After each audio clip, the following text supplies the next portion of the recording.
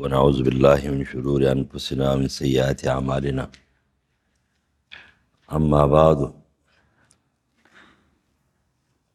أعوذ بالله من الشيطان الرجيم. بسم الله الرحمن الرحيم.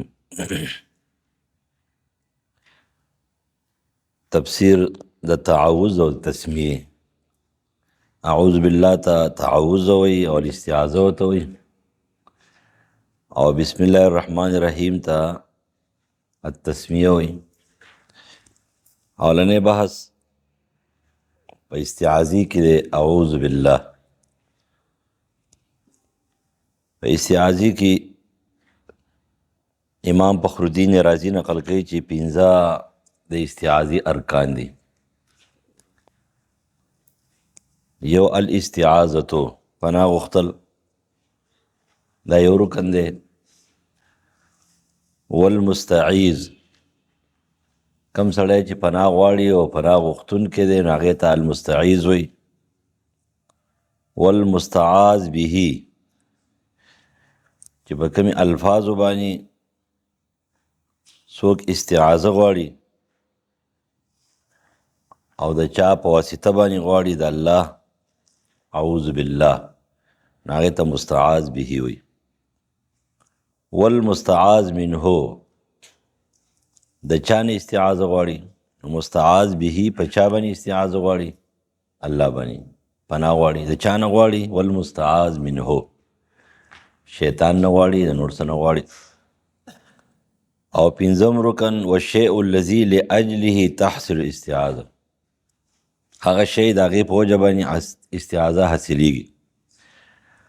نو دا 15 ارکان دي. اوس هغې تفصیل دار نمبر 1 دې مطلب دا دی چې دا 15 ارکان کله موجودي نو استعاذه دا کامله وي.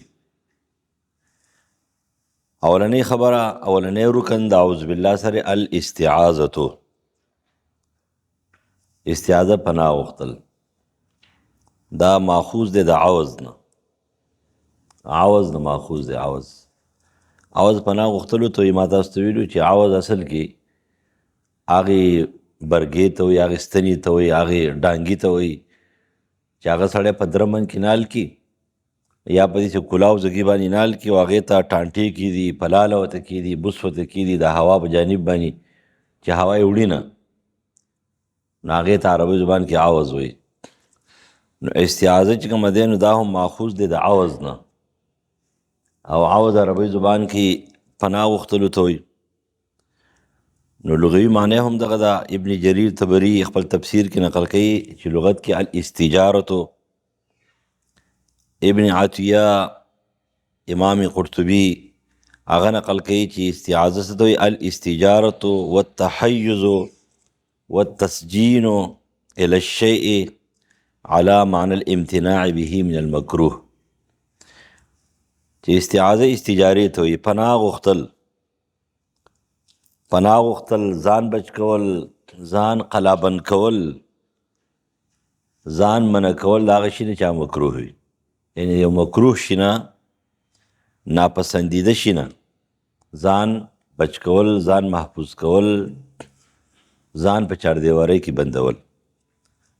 نو دا یې خلاصه شوه چې استعاذې مطلب دا دی چې د یو شي په ذریعه باندې ته نوی مکروه، ناپسندیده، ناغوره کار نه پناه وغواړي او ځان محفوظ کړي.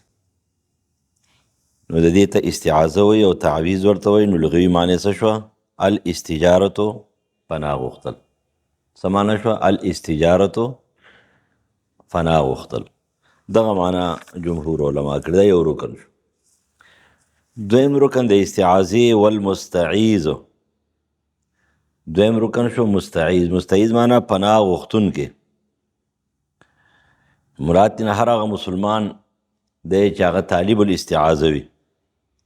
لکه شیطان د هر مسلمان دشمن دی او ضرور به د شیطان نه پناه غواړي. په دې وجه باندې قرآن مجید کې بار بار دا حکم راغلی دی چې تاسو شیطان نه پناه وغواړئ.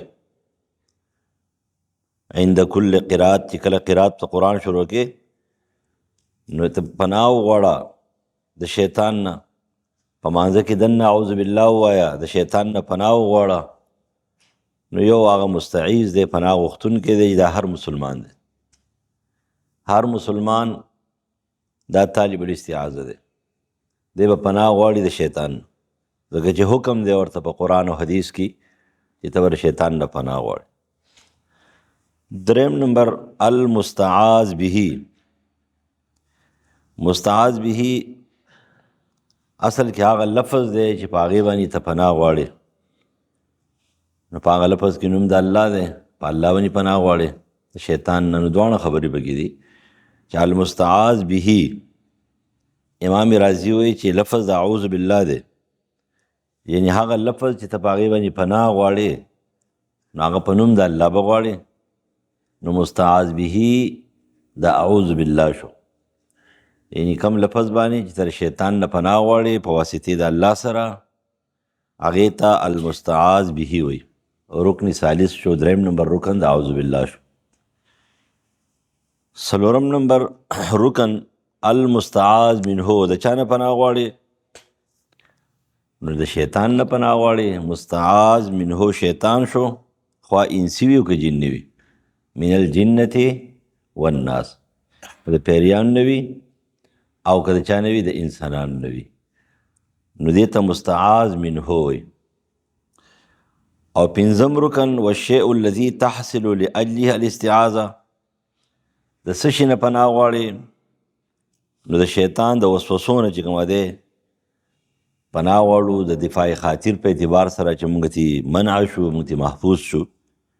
نو زمون سره 15 ارکان چې کله موجود شي په استعاذې کې، نو دا به استعاذه کامله وي.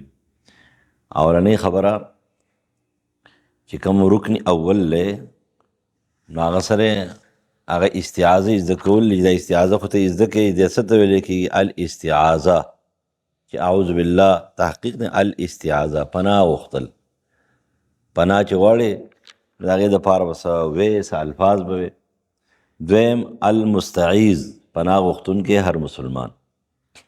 دریم المستعاذ به، د الله په نوم باندې په اعوذ بالله باندې پناه غوښتل. څلورم المستعاذ منه، د انسی جنی شیطان نه پناه غوښتل. او پنځم والشیء الذي تحصل لاجل الاستعاذه، چې په دې پیریانو انسانانو کې کم یو خبره دی د هغې د وجې نه ته پناه غواړې، نو هغه د شیطان وسوسه ده او د هغې وسوسو دفاع کول دي. دا 15 خبرې دا په دې کې دي، نو هله به استعاذه ثابتېږي. بیا د قرآن کریم په تلاوت کې اعوذ بالله به وې. الله امر کړی دی سورة نحل آیت نمبر 98 کې، فاذا قرأت القرآن فاستعذ بالله من الشیطان الرجیم. د شیطان د وسوسو نه پناه وغواړه چې کله تلاوت کې. نو دلته حکم جمهور علماء اداره مستحب استحباب دپاره دی، استحباب او فرض واجب نه دی، خدا مستحب دی چې ته وسوسو نه محفوظ شې. نعوذ بالله ووایه. امام قرطبي، ابن کثیر او نور مفسرین حضرات نقل کوي. په اعوذ بالله په مانځه کې ویل، نو د امام ابو حنیفه او د امام شافعي رایې دا ده چې په رکعت اول کې تعوذ ویل واجب دی. ابن سیرین او ابراهیم نخعی او یو قوم قایل دی چې نه، په هر رکعت کې ویل دا واجب دی. او دا خبره د عطاء ابن ابي رباح نه هم نقاش نقل کړي ده. امام رازي، ابن کثیر او قرطبي نقل کوي، ځکه چې عطاء ابن ابي رباح هم مفتی اعظم مکه دی، د عبدالله ابن عباس شاګرد دی، 114 هجری کې وفات دی. او محمد ابن سیرین هغه وایي چېرې په تمام عمر کې یو ځل ویل دا خو واجبه فرض دی، خامخا به وي. نو دا ابن سیرین قول دی. خو ظاهره خبر هم دا ده چېرې استعاذه په مانځه کې دا ویل چې کوم دی اول ځل دا ضروري دی، یا سنت مؤکد دی او یا واجب دی. امام ابو حنیفه، امام شافعي او ډېر علما دې قایل دي. نو دا به وي. او دا یو خبره دا ده چېرې په دې کې اختلاف دی، تعوذ د تلاوت حصه ده او که د لمونځ حصه ده. دا یو مسله ده چې د اعوذ بالله د تلاوت حصه ده او که دا د لمونځ حصه ده. نو امام ابو حنیفه او امام محمد وایي چې دا د تلاوت حصه ده. نو چې تلاوت حصه شو، چې څوک تلاوت کوي نو هغه به اعوذ بالله وایي وجوبا. او امام ابو یوسف رحم الله او باقي علما وایي دا مانځه حصه ده. نو چې د مانځه حصه شوه نو بیا به مقتدي په اول رکعت کې خامخا اعوذ بالله وایي، په اولني رکعت کې به اعوذ بالله وایي. د امام ابو حنیفه رحم الله او د امام محمد رای اداره چې دا تلاوت حصه ده، نو که فرض که مقتدي تلاوت نه کوي نو دا به اعوذ بالله نه وایي، منفرد خو به خامخا وایي. او امام ابو یوسف او جمهور علما وایي چې نه دا مانځه حصه ده، او چې د مانځه حصه شوه نو بیا به مقتدي چې کومه دی نو اعوذ بالله دا به وایي. او ښه خبره داره چې اعوذ بالله به وایي. اوس اعوذ بالله من الشیطان الرجیم دې ته مونږه تعوذ وایو. دا الفاظ او دا جمله د قرآن مجید جز هم نه دی او نه مستقل یو آیت دی. په دې باندې خو امت متفق دی چې اعوذ بالله من الشیطان الرجیم دا الفاظ او نه د قرآن الفاظ دي او نه مستقل آیات کریمه دی. نو په دې وجه باندې بعض علما دا وایي چې تعوذ کې د الله تعالی صفات او اسما دا بدلول جایز دي. خبره پوه شئ، په تعوذ کې د الله تعالی اسما او صفات دا بدلول شي. نو اعوذ بالله من الشیطان الرجیم د دې په ځای باندې اعوذ بالله من الشیطان المرید داسې الفاظ که څوک کوي نو دا ویلی شي. نو ابن عطیه خپل تفسیر کې نقل کوي، تفسیر کتاب العزیز، چې دا اکثر علما رایم دا چې صفات او د الله اسما په اعوذ بالله کې دا بدلول شي. نو د اعوذ بالله من الشیطان الرجیم په ځای باندې که سړي اعوذ بالله او من الشیطان المرید وایو یا اعوذ بالله المجید من الشیطان المرید نو دا ویلی شي او دا طریقه صحیح ده او دې ته بدعت حسنه وایي او دا جایز ده. دا ابن عطیه رحم الله سره مسلک دی چې داسې ویلی شي. او بیا د هغې لپاره دلیل پیش کړی دی چې رسول الله د اعوذ بالله من الشیطان الرجیم نه علاوه هم داسې ویلی دی چې دا حدیث ته ابو داود په سند حسن نقل کوي، 575 نمبر حدیث، ترمذی 242 او نسائی نقل کوي. اگر که امام نسائی هغه دا وایي دا حدیث کمزور دی خو دې لپاره شواهد موجود دي. حافظ ابن کثیر نقل کوي د مسند احمد د ابو سعید خدری رضی الله عنه حدیث موجود دی او سنن اربعه نقل کړی دی او مشهور دی په دې باب کې چې اعوذ بالله السمیع العلیم من الشیطان الرجیم. نو د دې نه وروستو چې دی هغه نقل کوي چې من حمزه و نفخه و نفسه دا په سکون سره د ابو داود کې په سکون سره دی او په فتحې سره ویل جایز دي. که فرض که حمزه وایي نو څه ګناه نه ده او په سکون سره هم دی، مشهور په سکون سره دی. نو هغه وایي چې من حمزه و نفخه و نفسه. نو دا الفاظ سره دا بدل دي. دا حمز ویل کېږي یو جنون، یو قسم لیونتوب یو قسم دی، او نفس مسموم اشعار ته ویل کېږي او نفخ تکبر ته ویل کېږي. او دغه رنګ ابن ماجه کې د الفاظ او د دې تفسیر هم په دې الفاظو سره راغلی دی چې موتا یو قسم جنون لیونتوب دی او نفس چې کومه دی مضموم او بدو اشعارو ته ویل کېږي او نفخ چې تکبر او کبر ته دا ویل کېږي. نو د دې وجې نه حافظ ابن حجر نقل کوي ابن جریر چې الفاظ بدلولی را بدلولی شي. ابن جریر طبري په خپل سند باندې د عبدالله ابن عباس رضی الله عنه نقل کوي چې را اول چې جبریل امین نبی علیہ السلام ته نازل کړی دی نو اعوذ بالله نازل کړی ده چې قال یا محمد استعذ، چې محمد صلی الله علیه وسلم اعوذ بالله ووایه. قال استعیذ بالله السمیع العلیم من الشیطان الرجیم، داسې ووایه چې پناه غواړم په نوم د الله چې اورېدونکی او پوهه ذات دی د شیطان مردود نه او رټلی شوي نه. ثم قال بیا ورته قل بسم الله الرحمن الرحیم، بیا بسم الله الرحمن الرحیم وایه. بیا ورته ثم قال اقرأ بسم ربک الذی خلق. اوس دا خبره ابن جریر په خپل سند نقل کړې ده چې اولنی اعوذ بالله نازل شوی دی، بیا بسم الله نازل شوی دی او بیا اقرأ بسم ربک الذی نازل شوی. نو حافظ عماد الدین ابن کثیر نقل کوي په خپل تفسیر کې چې دا اثر غریب دی او منفرد دی، ځکه دومره اهمه خبره ده. بل قرآن قرآنیت خو نه دی، ځکه قرآنیت په تواتر سره ثابتېږي او تواتر شته نه، او دا حدیث هم سند په اعتبار سره کمزوره دی چې اعوذ بالله او بسم الله اول نازل شوي دی، بیا اقرأ وروستو دی. حال دا دی چې د ټول نه مخکې اقرأ الفاظ 15 آیتونه نازل شوي دي او اعوذ بالله بسم الله د دې نه مخکې نه ده نازله شوي. نو دا حدیث سند په اعتبار سره صحیح نه دی. امام ابن کثیر نقل کوي خپل تفسیر کې. اوس فایده د استعاذې سره، د استعاذې فایده هم داره چې د شیطانی وسوسو نه سړي ته نجات، سړي ته حفاظت ملاو شي، او د شیطانی وسوسو نه سړی احتراز وکړي، بچ شي. دا د ټول نه عظیمه فایده ده. د اعوذ بالله چې سړی وایي زه اعوذ بالله وایم، ولې وایم؟ فایدې څه ده؟ نو د دې فایده عظیمه فایده داره چې د شیطانی وسوسو نه سړي ته نجات او سړي ته حفاظت دا ملاو شي. دا د امام رازي د دې فایده نقل کړي. دا امام قرطبي نقل کوي چې د قرات القرآن او تلاوت القرآن په وخت کې د شیطانی وسوسو نه د حفاظت دپاره تعوذ ویل ضروري دی. د دې وجې نه حکم راغلی دی په قرآن مجید کې. نو دا فایده شو. سورة حج آیت نمبر 52 کې الله تعالی فرمایي شیطان خپل آرامیتوب خو نه پرېږدي که نه، وما ارسلنا من قبلک من رسول ولا نبی الا اذا تمنى القى الشیطان فی امنیته. او د امنیه نه ترجمه عبدالله ابن عباس تلاوت اخیستلی دی چې د قرات او تلاوت په دوران کې پیغمبر ته او نبی ته شیطان د وسوسو کوشش کوي. نو عام انسان ته خو کوي، عام مسلمان ته خو کوي. نو په دې وجه باندې د ټول نه لویه فایده امام رازي او قرطبي نقل کوي چې د شیطان د وسوسو نه سړی څه شي، دا محفوظ شي او دې بچ شي. نو تلاوت په وخت کې دا حکم سره دا راغلی دی.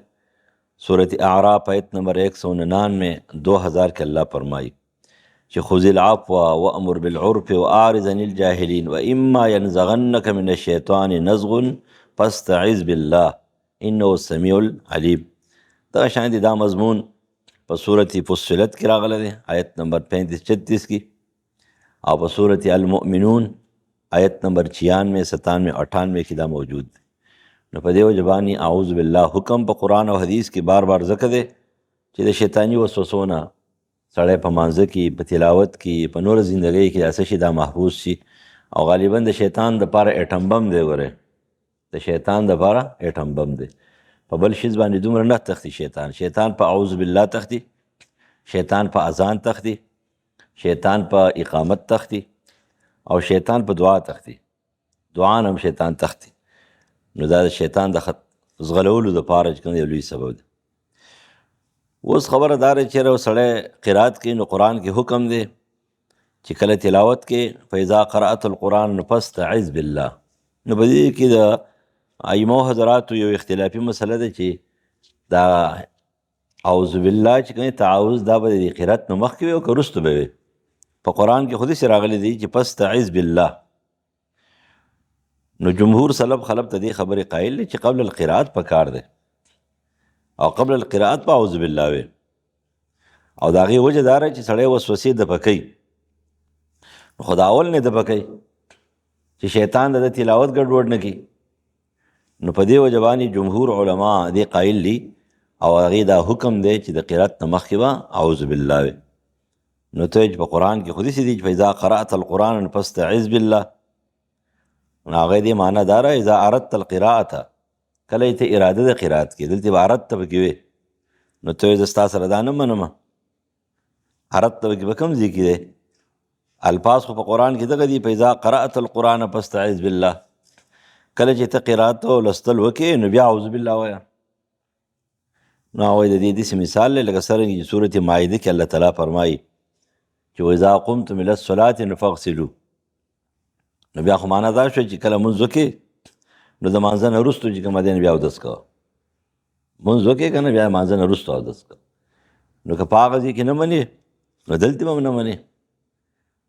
نو هغه مشهوره مسله ده چې په ما هو جوابکم فهو جوابنا، چې کومه جواب ستا دی بس هغه جواب زمونږ دی. که ته د مانځه نه پس اودس کې نو بیا ټیک ده، مونځ بیا اودس وکړې او بیا اودس ته مانځه نه پس وکړې. نو دلته به هم داسې شي چې قرات چې کومه دی نو دا به وکړې او د هغې نه پس په اعوذ بالله ووایې. بیا به شیطان خپل ځان موړ کړی دی چې لکه سړی په پردې وادي کې ډوډۍ وخوري او ښه موړ شي او ته بیا وزغلې. نو هې څه پیدا شوه؟ دا خو مخکې ډانګې په کار دی چې سړی وزغلی چې لکه ته څه تو پیلي راغلی. نو دلته هم دا معنا د جمهور علماو رایم داره حافظ ابن کثیر او قرطبي نقل کوي چې دا قبل القرات په وي. اوس د بعضې علماو رایې داره لکه ابن سیرین، ابراهیم نخعي او حمزه الکسائی، داودی ظاهری، پی روایتین امام مالک او پی روایتین ابو هریره رضی الله عنه. هغه بله یو نکته بیان کړې ده چې د قرات نه پس اعوذ بالله ویل پکار دي. ویل ولي؟ وایي سړی په خپل تلاوت باندې تعجب وکړي چې هلکه ما خو داسې ډېر ښایسته عبادت وکړو، تلاوت وکړو، نو د هغې دپاره دې څه وي اعوذ بالله دا ووایي. لیکن دا خبره زیاته مناسبه نه ده. قرطبي ابن کثیر بیا د هر عبادت نه بعد چې کوم دی تعجب راځي. تعجب خو ځان یو بیماري ده، هغه خو دې پخپله لرې کړي. دلته مقصد چې کوم دی په دوران تلاوت کې د شیطان آرامیتوب دی، د هغې د دفع کولو دپاره خبره ده. لہذا ابن العربي احکام القرآن کې نقل کوي چې د امام مالک دا قول کمزوره دی، دا صحیح نه دی. دریم قول امام رازي دا پیش کړی دی چې سړی د اول او آخر دواړو وایي، قبل القرات او بعد القرات تی وایي، جمع به راشي دواړو دلایلو. لیکن دا قول ځکه صحیح نه دی چې پیغمبر نه ثابته نه ده. د نبی علیه السلام نه ثبوت هم په اول سر کې دی چې اعوذ بالله وی نو په اول سر کې به وي. لہذا نه به وروستو وي، نه به په منځ کې وي، نه به اول وي، نه به آخر وي، بلکې په اول کې به ووي، یو ځل به ویل غواړي. دریم نمبر فضل التعوذ. تعوذ بالله، اعوذ بالله من الشیطان الرجیم، د دې فضایل نو قرآني آیتونه خو صفا صفا فضایل د تعوذ ثابت دي چې کومه مخکې تاسو په دې 3-4 سورتونو کې د هغې ذکر موجود دی.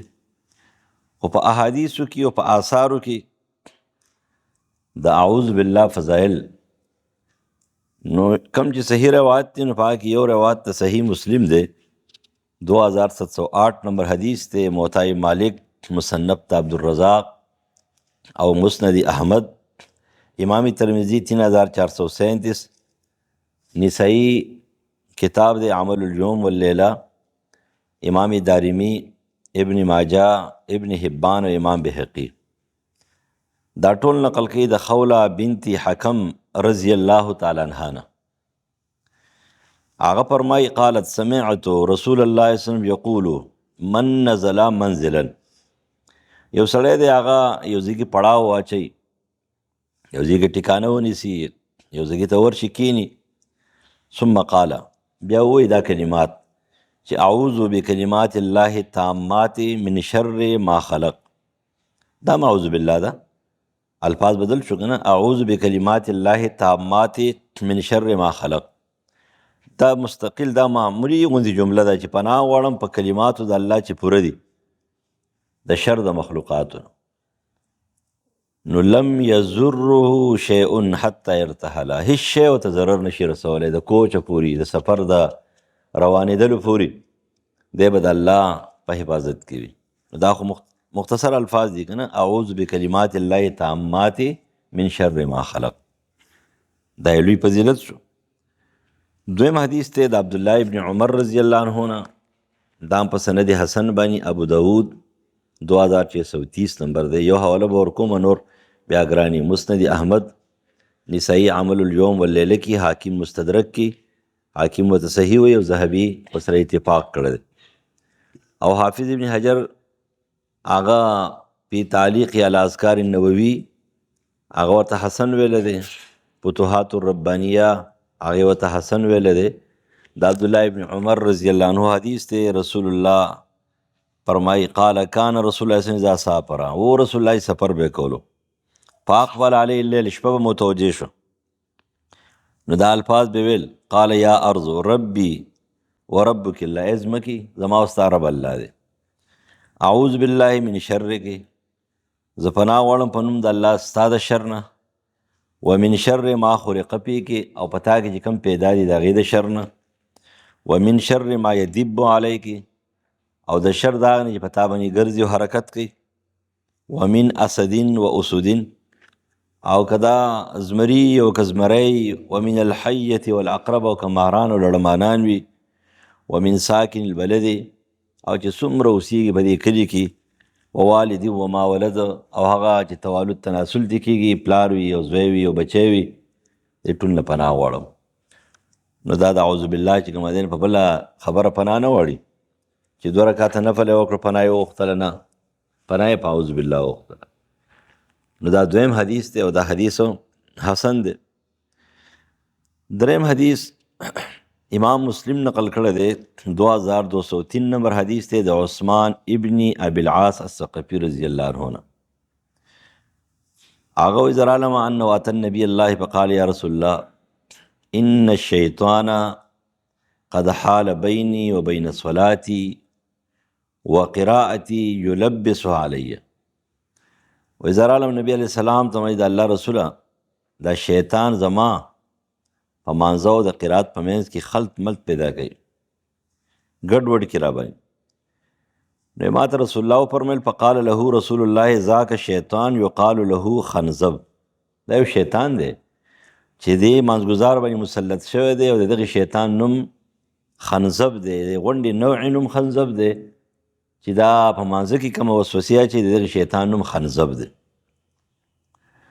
نو بیا راته علاج ښیي، وایي قاله چې په اذا احسسته فتعوذ بالله منه واتفل عن يسارك ثلاثا. چې کله ته دا حالت محسوس کړې نو د الله نوم پناه وغواړه، د الله په نوم باندې، او 3 ځله د ګس طرف ته لاړې توک. نو دا په مانځه کې نه، بغیر د مانځه نه. قال ففعلت فاذهبه الله عني. دا کار مو کو، الله تعالی ما ته د هغې نه نجات راکړو، بس به شیطان به ما ته وسوسې نه کولې. نهایت ابن یسیر نقل کوي ابو عمر چې خنزب په فتحې سره څه ته وایي؟ دا د غوښې ورکوټي بدبوداره ګنده او خرابې غوښې ته ویل کېږي. ګنده او خرابه غوښه د هغې یو ټوکړه، او دا د دغې شیطان چې په مانځه کې کله وسوسې کوي د دغې لقب دی. دا یو لویه نوعه ده، یو لوی قسم دی چې دا د هغې سره لقب دی. 4 نمبر حدیث د سلیمان زوی د سرد رضی الله عنه نه دی، او دا حدیث صحیح حدیث دی، صحیح بخاری نقل کړی دی 3282 نمبر، 6048 او 6115. صحیح مسلم، ابو داود، ابن ابی شیبہ، مسند احمد، ابن حبان او بغوی طبرانی، مستدرک کې حاکم، ټول چې کوم دی نو دا حدیث نقل کوي. نو د سلیمان زوی د سرد نه نقل کوي، دی وایي چې قال استتب الرجلان عند النبي صلی الله علیه وسلم. د 2 صحابو په منځ کې جګړه ده او د یو بل ته تیزې خبرې کوي، سب دغه معنا به ولې. نو فجعل احدهما یغضب ویحمر وجهه. دا یو دی بل ته غصه شو، دا مخ ورته سور شو. وتنتفخ اوداجه، د مرۍ رګونه داسې وپړسېدل د قار.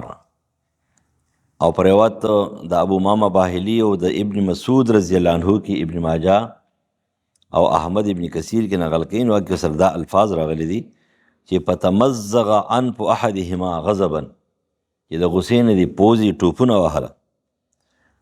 نو فنظر الیه نبی الله، نبی صلی الله علیه وسلم ورته وکتل، نو فقال انی لاعلم کلمة لو قالها لذهب ذا عنه.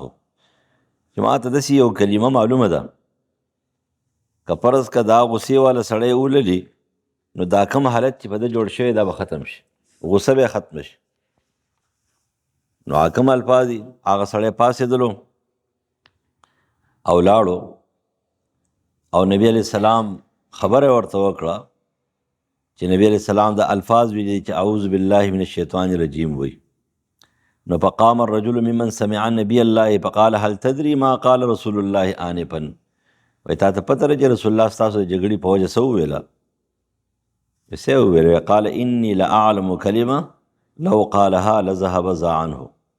ما ته داسې یو کلمه معلومه ده چې که دا شخص دغه کلمه ووایي نو دا غصه موسه او دا حالت به ختم شي. او یا کلمه دا ده چې اعوذ بالله من الشیطان الرجیم. نو فقال له الرجل، اوس که د دې زمانې سړی نه، دې زمانې مولوي صاحب یا شیخ صاحب او تا ورته ویلي وی چېرې جي دا ته چې کومه خبره کوې او دا کومه مسله کې او دا کومه خبره دې وکړه او د ډېرو خلقو ته چې کومه دی نو درت ماسپښین ته چې کومه دی نسبتونه وکړه او د کوستان او د بوستان او د ګلستان حاشیې دې وویلې. نو پیغمبر خو داسې وایي، نو بس هغه به د دې شل جوابه کوي، شل جوابه. دغه مسلماني ده او دغه ملاتوب دی نه.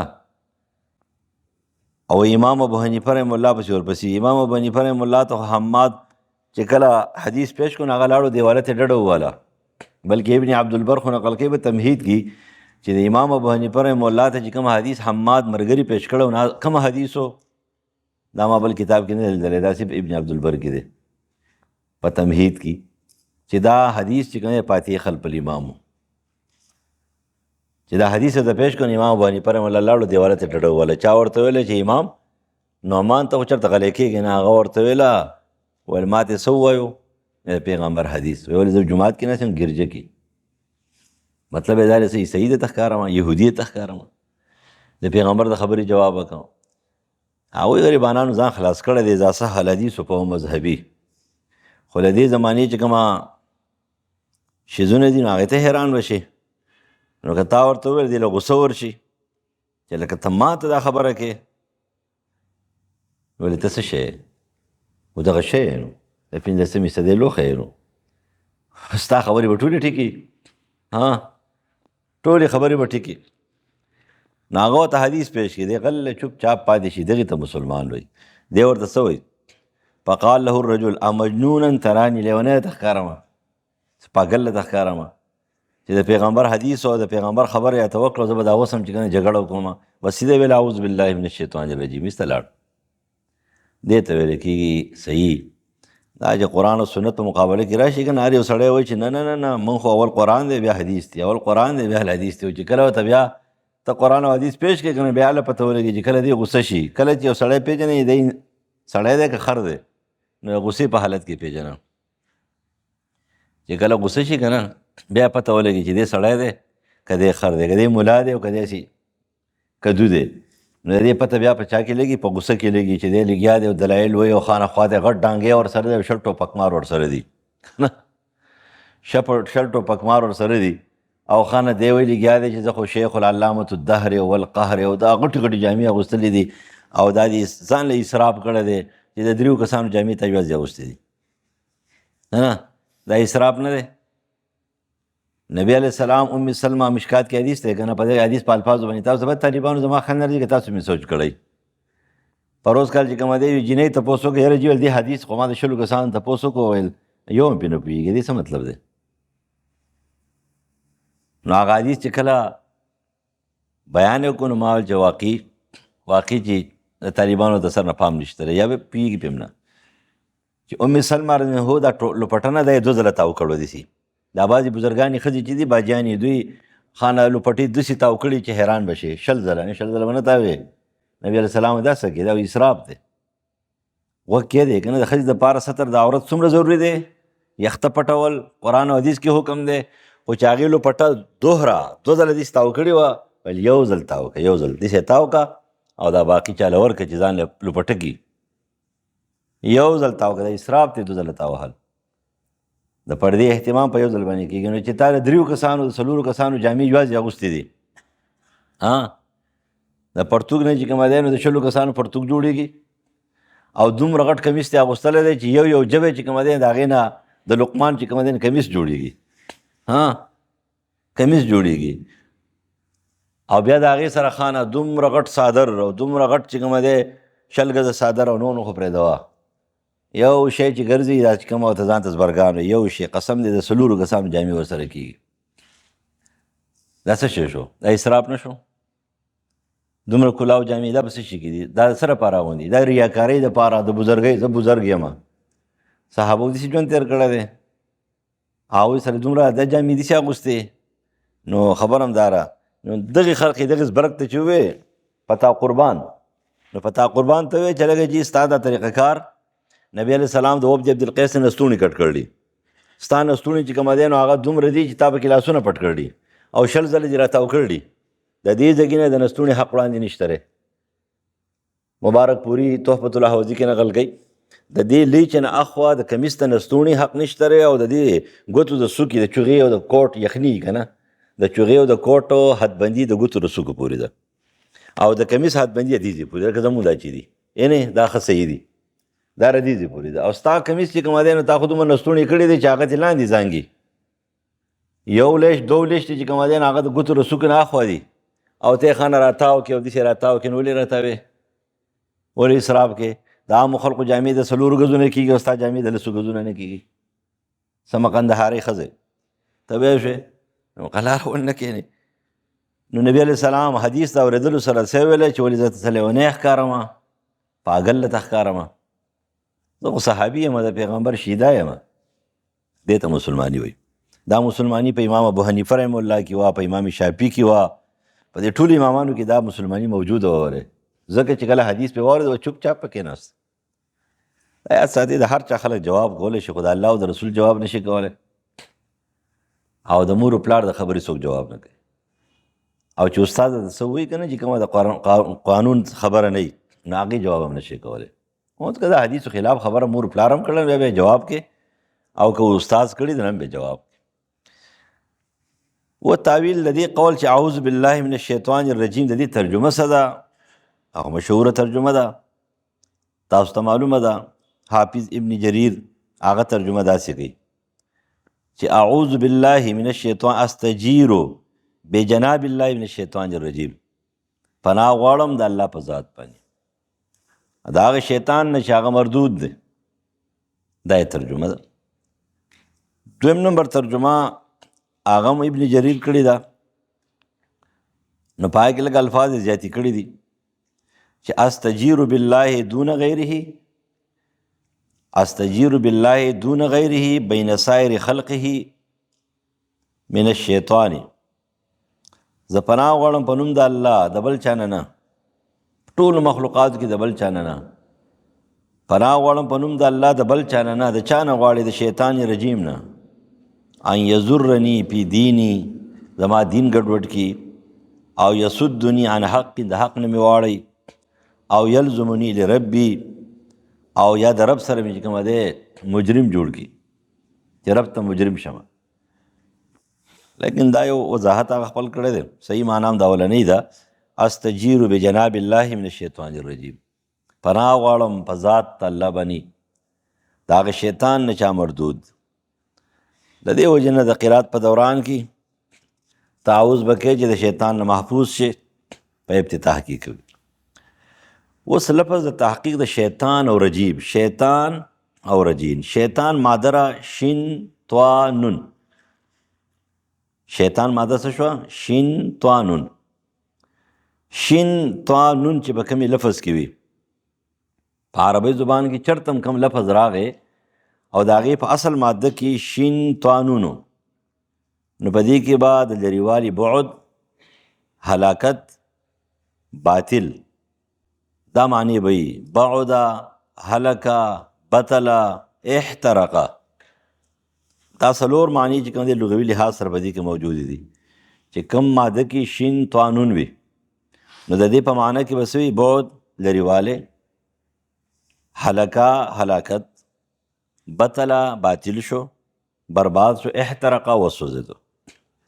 دغه معنا چې کوم دی نو سره په دې کې موجوده دی. وجې نه عربی کې راځي وي دا مشتق دی شیطان د شتن نه، شیطان مشتق دی د شتن نه. شتنه یشتنو، بعد ته ویل کېږي لرېوالی. کومه کوی چې جوړې که نه هغې ته خلک څه وایي؟ بیرون شتونون، بیرون شتونون، دا کوی ډېر جوړ دی. نو چې کله جوړ کوی وي نو هغې ته خلک څه وایي؟ بیرون شتونون. دا شتون کې شتن نه هغې. بعضې علما وایي شتن د رسۍ ته ویل کېږي چې لرې ځي، چې یو سره دلته تړلی دی او بل سره ډېر لرې ځي نو هغې ته هم شتن وایي.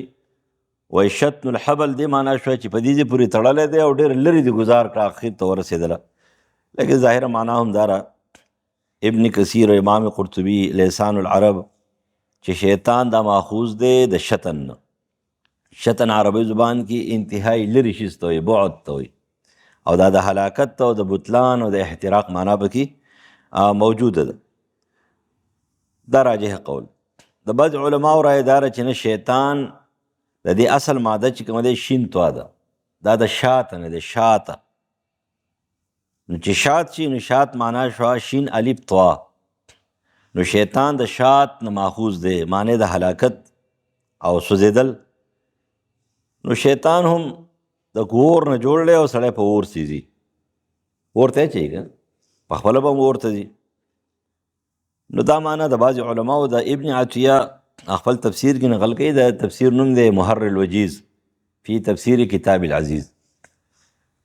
نو دا خو پخوانی عالم دی، د امام قرطبي چې دی دا ابن عطیه مختصر دی، د ابن عطیه مختصر دی. او امام طبري نقل کوي چې امام سیبوی د عربو نه دا حکایت کړی دی چې چا به شیطانی اعمال په عربو کې به شیطانی اعمال او افعال چا کوله نو عربو به هغه ته تشیطو وایو، تشیطه او تشیطنه. نو هغه د دې نه معلومه شوه چې دا د شات نه ماخوذ دی، شات تشیطو. لیکن دا قول ډېر مشهور نه دی، راجح قول هم دا دی چې دا د شتن نه دی، دا اصل ماده د شیطان دا نون پکې زاید نه دی، دا د اصل مادې بنیادي الفاظو نه دی، د حروفو نه دی، دا د شتن نه ماخوذ دی. او دا د امام سیبوی قول د هغه دی، بل چا د سره اتفاق نه دی کړی، لہذا دا د شتن نه ماخوذ دی. امام سیبوی دا د شات نه دی، شات ویل کېږي هلاکت ته، شات ویل کېږي یو شی سوځول. او عرب چې کله څوک شیطانی کارونه کوي د هغې دپاره به دا لفظ استعمالولو، خو لیکن جمهور لغت والا چې وایي چې دا د شتنه نه دی، شتن عربی زبان کې بعد ته وایي. نو شیطان د رحمت نه بعید هم دی او تا هم لرې کوي، دواړه کارونه پکې شته. رجیم دا فعیل وزن دی، دا د رجم نه ماخوذ دی او په معنا د مرجوم سره دی، مفعول سره دی. رجم د لغت په اعتبار باندې رمیل بالحجاره، په کاڼو وشتلو ته ویل کېږي. رجم الجمار چې کله راځي په مینا کې خلک شیطان سلي چې کوم دی په ګیټو ولي که نه هغې ته رجم الجمار وایي. نو اصل کې رجیم دا د رجم نه دی، او رجم چې کومه دی د لغت په اعتبار سره په وړو ګیټو باندې یو شی وشتل. بیا په عربي زبان کې رجم د قتل لپاره استعمالیږي، رجم د لعنت لپاره استعمالیږي، رجم الطرد شړلو ته ویل کېږي، رجم الشتم کنځلو ته ویل کېږي. لہذا دا ټولې معنی چې کومه دی په دې کې څه موجود دي. ابن جریر او امام قرطبي نقل کوي، امام رازي نقل کوي چې رجیم دا فعیل وزن دی په معنا د مرجوم سره، دا مشتق دی د رجم نه. رجم چې کوم دی په وړو ګیټو باندې څه شی وشتلو ته ویل کېږي، او په لغوي معنا کې رجم قتل ته وایي. رجم چې کوم دی نو هغه لعن او طعن ته وایي، رجم طرد او شړلو ته وایي، او رجم شتم ته وایي. نو دا د شیطان دپاره ټولې معنی پکې موجودې دي. اوس د شیطان او د رجیم، د شیطان او د رجیم نه دلته څه شی مراد دی؟ دلته بلې تعویل کې څه معنا مراده ده؟ نو د شیطان نه مراد هر سرکشه دی چې د حد نه تجاوز وکړي. هر سرکشه چې د حد نه تجاوز وکړي نو هغې ته شیطان وایي. المتمرد العاتی من الجن والانس، هر سرکشه چې د حد نه وځي نو هغې ته شیطان وایي.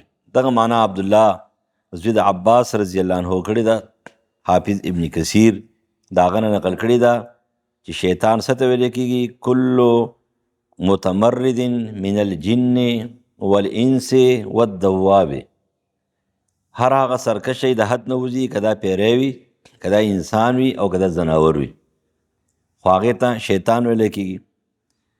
د دې وجې نه قرآن کې الله فرمایي سورة انعام آیت نمبر 112 کې په دې آیات کریمه کې شیطان په معنا د سرکشه سره دی، خوا جناتو نه وي او که د انسانانو نه وي، چې وکذلک جعلنا لکل نبی عدوا شیاطین الانس والجن، شیاطین الانس والجن. نو دا دلیل شو د عبدالله ابن عباس په دې قول باندې. حافظ ابن کثیر نقل کې خپل تفسیر. او بیا بل دلیل دار یو ځل عمر فاروق رضی الله تعالی عنہ هغه له یو ترکی اس هغې ته بیرزون وی، هغه راوستله بې سور شو، نو فجعل یتبختر به، نو هغه اس چې کومه دی نو ټوپونه شروع کړه، ترکی اس ټوپونه شروع کړه. نو عمر فاروق وهي نو فجعل یضربه چې سم شي وهي نو فلا یزداد الا تبخترا چې ولا چابک ورکې خټو پونه شروع کی نو فنزل عنه داس نه راکوشو او بیا چې چا ولا اسره وسته ترکی هغه ته وایي وقال ما حملتموني الا على الشیطان تاسو خو په شیطان سور کړی و دلته مراد د شیطان نه شو د شیطان نه مراد سرکشه شو چې ټوپونه وهي او سرکه دا خو ځناور دی نو حافظ ابن جریر هغه نقل کوي چې معنی دا شوه چې هر سرکشه د حد نه تجاوز کوونکی خوا انسان وي که پیری وي او که دا ځناور وي دغې ته شیطان ویل کېږي لهذا هر باغي دا شیطان شو د دې وجې نه د امام احمد حدیث دی چې ابوذر غفاري رضی الله تعالی عنه فرمایي چې رسول الله فرمایل یا ابازر تعوذ بالله من الشیطان الانس والجن. څه عجیبه غوندې خلکو پاک که نه صحابه وسو چې رسول الله ورته ویل چې ابوذره چې پناه غواړې داسې وایه اعوذ بالله من الشیطان الرجیم من الانس والجن پکې وایه د پیریانو انسانانو دواړو نه پناه غواړه. زما حیران شو فقلت ما ورته ویل چې اول الناس شیاطین په انسانانو کې هم شیطانان دي دا خو په پیریانو کې نبی علیہ السلام ورته چې قال نعم ویل چې او تا ته پته نشته دی چې من الجنة والناس په قرآن کې دی نو دا د هغه ګوره صفایي وه چې دا په ذهن کې دا نه راتلو چې انسان هم د شیطاني کارونه کوي. نو دلته هم دا معنی راغلی چې من الجنة والناس قرآن کې دی پیریانو کې دی انسانان نه وي په دې حدیث کې دی نو لہذا هر سرکشه او باغي هغې ته ویل کېږي شیطان. په دې وجه بل حدیث کې راځي چې د ابوذر غفاري حدیث دی صحیح مسلم کې دی او د هغې د مضمون نه دا معلومیږي چې دا منځ کټ کولو په باره کې رسول الله فرمایي یقطع الصلاة والمرأة والحمار والکلب الاسود. نو د کلب اسود په باره کې تپوس وشوې د الله رسول او دا تور سپی تاسو یاد کړئ چې منځ خرابوي نو دا سور سپی او دا زیړ سپی دا ولې نه دی الکلب الاسود شیطان کلب اسود شیطان وي مطلب دا شوی دا سرکشه وي یا متمرد وي یا حقیقي شیطان وي خو یا دا سرکشي پکې زیاته ده او په مزاج کې بد اخلاقي زیاته وي. دویم نمبر بحث البسمله بسم الله الرحمن الرحیم ته البسمله وي. تاسو ته بسم الله وایي په عربی کې دی ته البسملتو وایي. البسملتو چاته وایي بسم الله الرحمن الرحیم.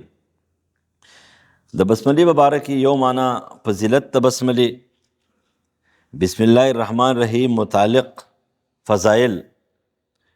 نو د بسم الله په فضایلو کې ګوره د اعوذ بالله په فضایلو کې حدیث صحیح ډېر دي د بسم الله په فضایلو کې صحیح روایت ډېر کم دي خو مجموعه روایات او اثراتو نه فضیلت معلومیږي مجموعه چې راجمع شي نو بیا د هغې نه یو قوت جوړیږي او پاتې شو دا خبره ده چېرې ځان له انفرادي حدیث چې کوم دی صحیح پکې نشته دی کم دی پکې. و امام فخرالدین رازی وایي چې د دې نه به لوی فضیلت بل کوم وي چې د هر صورت په اول کې سوا د صورت برات او د توبې نه په اول سر کې بسم الله به وایي او بسم الله الرحمن الرحیم لیکته بس دغه د فضیلت دپاره دا کافي ده. دویمه خبره دا ده چې په دې یوه جمله کې اسم اعظم چې کله د صفت اعظم سره جمع کېږي دا رحمان دا هم صفت اعظم دی او هم علم دی. کله چې رحمان ځان له ذکر شي دا عالمي کله چې رحمان د لفظ د الله نه پس ذکر شي نو دا صفت وي. نو د دې نه لویه خبره بله کومه ده دا صفت اعظم دی او دا اسم اعظم دی او دا خبر هم دا چیرې دا دواړه نومونه دا رحمان او الله دا ممنوع دي د مخلوق لپاره استعمال منفرد ممنوع دي استعمال دی د مخلوق لپاره منفردو دا ردی دپاره پس لوی فضیلت دی خبره پوه شوې دا لوی فضیلت او د هغې نښه شوه پوه شوې خبره چې رحمان او الله دا دوه داسې نومونه دي اسم اعظم او صفت اعظم دي جملې را جمع کړي دي بس دغه فضیلت دپاره کافي دی. په حدیثو کې دلته یو حدیث امام نسائی نقل کړی دی په خپل سنن کبرا کې او دغه روایت ته د ابو ملیح عن ابیه نه په سند باندې نقل لی خو راجح دار دا مرسل لی. ابو الملیح دا تابعی دی 98 هجری کې وفات دی. عامر بن اسامه الحذری ابو الملیح التابعی ثقه دی، هغه نقل کوي عن ردیف رسول الله، د رسول الله څخه شاته یو صحابي سور دی، اگر که نوم نه دی معلوم، خو که صحابه نومونه نه معلوم نو خیر د څه نقصان نه کوي، ځکه چې ټول عادلان دي په نقل الحدیث کې. نو دا هغې کس صحابي نه نقل کوي چې د هغې رسول الله څخه شاته سور دی، هغه وایي چې رسول الله وفرمایل ما ته چې ذا عثرت بک الدابه فلا تقل تعس الشیطان، و چې دا اس باندې سور شي او دا ټوپ وهي یا په ګاډي کې ناست یو یو دم بې اختیاره ګاډی چې کومه دی اوچت شي او راوغړېږي، نو ته داسې مه وایه شیطان دی الله هلاک کړي. فانه یتعاظم حتی یسیر مثل البیت، دا غټېږي د ثابت کور ته جوړ شي. ویقول بقوتي صنعته، ویله مې غرق کوي، قوت سره ویله مې غرق. ولكن قولوا بسم الله الرحمن الرحیم، لیکن بسم الله الرحمن الرحیم وایه فانه یتماغر حتی یسیر مثل الذباب، داسې کمیږي کمیږي کمیږي، یو روایت کې یتصاغر ورکوټه کېږي چې مچ چې کومه دی مچ دا ته جوړ شي. نو ټیک دی، بسم الله دې هم دغه فضیلت وي، نور دا خو د اعوذ بالله فضیلت دی چې شیطان هغه تختی او حقیر شي او سپک شي. دویم نمبر امام راضی خپل تفسیر کی 171 جلد 1 حافظ ابن کثیر امام قرطبی لیکي چې سعید ابن ابي سکینه فرمایي چې ماته د علي رضی الله عنه نه دا خبر را رسېدلی ده چې نظر الی رجل یکتب بسم الله الرحمن الرحیم، چې حضرت علی یو سړي ته وکتل چې هغه دا بسم الله لیکله، نو فقال له جودها، ویل چې دا بسم الله ښایسته مضبوطه کره لیکه، کوشش پې کوه چې ښایسته یې ولیکې. فإن رجلا جودها فغفر له، یو سړي بسم الله ښایسته لیکلي وه او هغه الله تعالی په هغې معاف کړی و، ولې چې دا د الله تعالی اسم عظم په صفت عظم باندې مشتمل. سعید ابن ابي سکینه نقل کوي چې ان رجل نظر الى قرطاس فی بسم الله الرحمن الرحیم، یو سړي وکتل یو کاغذ یو ټوکړې ته چې په هغې باندې بسم الله لیک ته په ځمکه پرته ده، نو هغه فقبله ښکلی کړه او بیا اوچته کړه، د سترګو پورې ونیوله، الله معاف. بیا قصه د مشهور بزرگ امام الزاهد العابد بشر الحارث الحافي چې هغې ته بشر حافي ویلی کېږي، چې د بشر حافي یو لوی بزرگ تیر شوی دی او هغه د هغه واقعه او د هغه بدلون د هغه ژوند چې بدل شوی دی، نه په دې طریقه بدل شوی دی. دا قصه مې امام فخرالدین رازي او د ابن کثیر او قرطبي وغیره نقل کړې ده. چا په لار باندې روانو، په یو کاغذ په ټوکړه باندې بسم الله لیکو، په ځمکه پرته وه او دغه سبب د توبې شو. د هغه اوچت کړو، یو روپۍ ورسره ده، ځان دپاره پې نشه اخلي، شراب لري، نو دی لاړو په هغه یو روپۍ درهم باندې عطر واخیستله او هغه ټوکړه یې د بسم الله پې پاکه خوشبوداره کړه، په محفوظ ځای کې هغه ټوکړه کېښودله. نو چې کله دی وده شو، نو په خوب کې چې کومه دی نو دا الفاظ واورېدل چې ورته وایي یا بشرو طیبت اسمي، ای بشر تا زما نوم خوشبوداره کو، نو اطیبک فی الدنیا والآخره، زه تا په دنیا او آخرت کې پاک کوم. بس دی چې کله راپاڅېدلو نو الله تعالی دته ټول ګناهونو سره نفرت دومره پیدا کو، توبه یې وایستله او بیا د هغې نه پس علم یې زده کو، لاړو بزرګ ته جوړ شو. نو بقدر اسم الله تعالی اماما عابدا فاضلا محبا فی اعین الناس، چې د الله تعالی د نوم قدر یې وکړو، د وی بسم الله الرحمن الرحیم قدر یې وکړو، نو د هغه نه الله تعالی یو امام، یو عابد، یو زاهد، یو فاضل او د خلقو په نظر کې محب جوړ کو، محبوب شخصیت دی الله تعالی څه کو دا یې جوړ کو. نو دا مشهور بزرگ دی، دې ته بشر حافي ویلی کېږي. لہذا په ضمن کې نن سبا دا مسله را فهم شوه چې نن سبا رسالې او جراید او اخبارات او په هغې کې د الله نومونه یي او آیتونه یي او حدیث یي او انتهایي بې احتیاطي کېږي، په هغې انتهایي بې احتیاطي. د دې وجې نه دا محفوظ کول پکار دي، یا په محفوظ ځای کې دفن کول پکار دي، او یا مخکې تاسو ویلي دي چېرې دا سیزل پکار دي او هغه یې محفوظ ځای کې اچول پکار دي، که نه داسې کېږي لوی لوی نقصانات د دې نه جوړېږي. دریم نمبر امام قرطبي نقل کوي د علي ابن حسین دې ته امام العالم زین العابدین وی. دا د حسین جو زوی د علي نوم دی، علي ابن حسین ابن علي. دې مشهور په زین العابدین ځکه و چې دی به ډېر عبادت ګزارو، نو په دې وجه دې ته به خلقو زین العابدین وایو.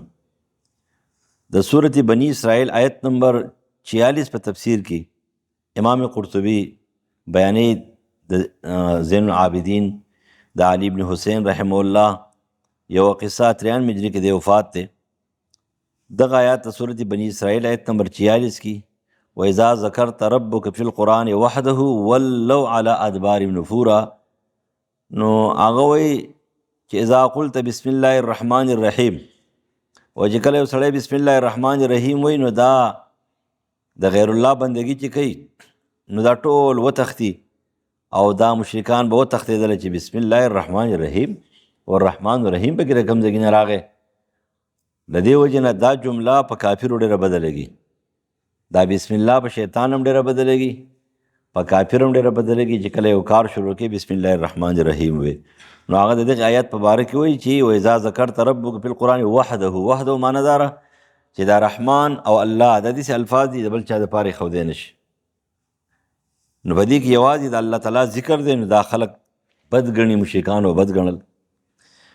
څلورم نمبر وکی نقل کوي د عمش نه، هغه نقل کوي د ابو وائل نه، هغه نقل کوي د عبدالله زوی د مسعود رضی الله عنه نه چې عبدالله زوی د مسعود رضی الله عنه به فرمایل چې یو سړی وایي زه د قیامت په ورځ باندې د هغې 19 فرشتو زبانیو نه ځان بچ کول غواړم، نو فلیقرأ بسم الله الرحمن الرحیم.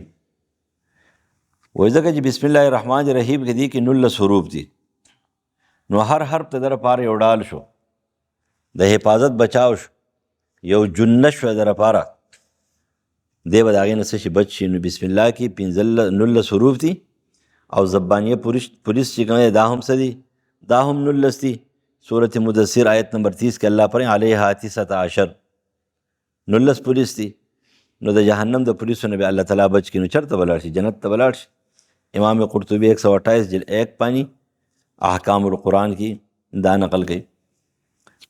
نو ابن عطیہ په خپل تفسیر کې نقل کوي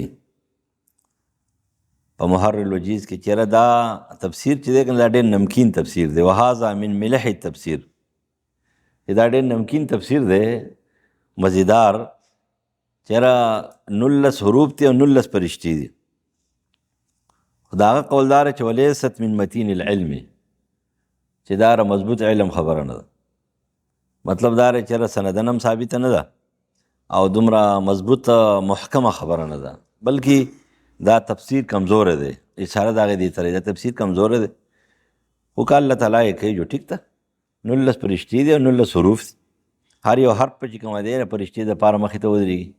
نو هغه ول دا خو د مشرکانو دپاره دي، د مشرکانو باندې 19 فرشتې مقرر دي، دا د هغوی دپاره دي، مسلمانانو باندې نه دي. پنځم نمبر عبدالله ابن عباس رضی الله عنه یو مشهور قول سعید ابن جبیر نقل کوي د عبدالله ابن عباس نه، ابن خزیمه، امام بهقی او امام شوکانی نقل کوي چې عبدالله ابن عباس پر شیطان د خلقو نه د قرآن مجید یو عظیم آیت، نو آیات عظیم معنا د آیت یو حصہ ده، وره پورا آیت نه ده، د سورت نمل د آیت حصہ ده. نو یو عظیم آیات چې کوم دی نو دا پټ کړی دی او غلا کړی دی، دوی ته خبر هم نه دي. تپوس ته وشي دا کوم آیات دی د قرآن چې د خلقو نه پټ کړی دی؟ دا بسم الله الرحمن الرحیم دی. شپږم نمبر عبدالله زوی د عمر رضی الله تعالی عنہ، هغه د رسول الله نه نقل کوي چې جبریل علیه السلام به اولنۍ وحی چې راوړه نو ما ته به د هغې نه مخکې بسم الله الرحمن الرحیم دا ولستلو. نو دا داری قطنی نقل کړی دی په سند ضعیف پانی، سند سره دا کمزور دی. اوم نمبر امام فخرالدین رازی نقل کوي یو قصه نقل کوي، یو حکایت په خپل تفسیر کې 167 جلد نمبر 1 پن د تیر شوي زمانې د بنی اسرائیلو حکایت، نو چا د قرآن او د حدیث خلاف نه نو هغه به مني. قصه داره چې موسی علیه السلام یو ځل په خېټه مبارک کې شدید درد پیدا شو، نو چې الله تعالی زما په خېټه کې ډېر سخت درد دی، نو د صحرا او د بیابان یو بوټی ورته وښودلو چې دغه بوټی استعمال کا، نو دغه درد به ستا چې دی دا به ختم شي. بس هغه بوټی استعمال کو، هغه درد ختم شو. نو بیا دوباره یو ځل بیا بیمار شو، نو بیا تپوسه لاړو، هغه بوټی استعمال کو، څه پیدا ونه کړه، بلکې د بوټي د استعمالولو سره هغه درد نورم زیات شو. نو پروردګاره مخکې مې استعمال کو پیدا وکړه، اوس مې استعمال کو اوس پیدا نه کوي، هماغه درد یې نورم زیات کو. نو الله تعالی ورته وحي وکړه چې تا ته معلومه نه ده چې دا دنیا چې کومه دی تمام دا زهر قاتل دی، او زما نوم چې دی نو دا دې لپاره تریاق دی. تریاق دې ته ویل کېږي دا زهر چې کومه دی نو دا مړه کي په بعضې شیزونو باندې هغې نه کشته او یو طاقتور دوایي ته جوړه شي. نو چې کله ته په دې دوایي باندې په دې بوټي باندې بسم الله وایې دې نه طاقتوره کشته جوړه شي، او هغه زما نوم دی بسم الله الرحمن الرحیم. نو تا مخکې بسم الله الرحمن الرحیم ویلی دی او اوس دې ونه وایو، نو مخکې چې دی نو هغې نه تریاق او دوایي جوړه شوه، اوس دې دوایي جوړه نه شوه، اوس خو دې نور نقصان جوړ شو چې هغه ستا خېټه کې درد نورم زیات شو. نو دا خو ټیک ته چې بسم الله الرحمن الرحیم دا ته به دوایي وي، الله به کې فایده اچوي. لیکن حدیث کې راځي ان الله انزل الداء والدواء فتداووا، چې کوم شی به جایز دی په آخر کې که نه په شریعت کې جایز دی نو هغې دوایي کوه، ولا تداووا بالمحرم، په حرام شي دوایي مه کوه. نو په دې کې د بسم الله دونه بسم الله ذکر نشته. او دا بوټي دي په دې کې خواص دي، بېشماره دوایان یې ښودلې شوي دي. نبي علیه السلام ویلي دي ثنای مکي استعمالوئ، نو داسې نه دی ویلي ثنای مکي سره بسم الله ووایې نو دا به خامخا دوایي او که ونه وایې دې نه به زهر جوړېږي، داسې خو نشته که نه. دا یوه خبره ده چې بسم الله پې ووایې نو دې کې به خیر او برکت پیدا شي نورم، او دا به ډېر صحتمند شي. نو دا یو قصه نقل کړې ده.